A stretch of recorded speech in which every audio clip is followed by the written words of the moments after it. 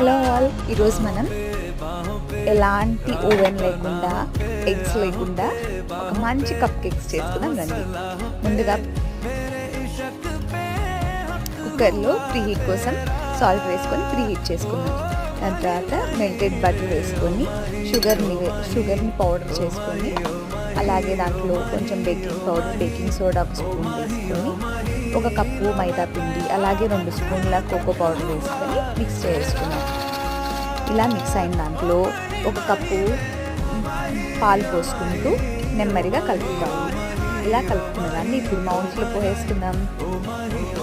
మౌల్స్లో కానీ అలాగే కప్స్లో కానీ పోసేసుకుందాం.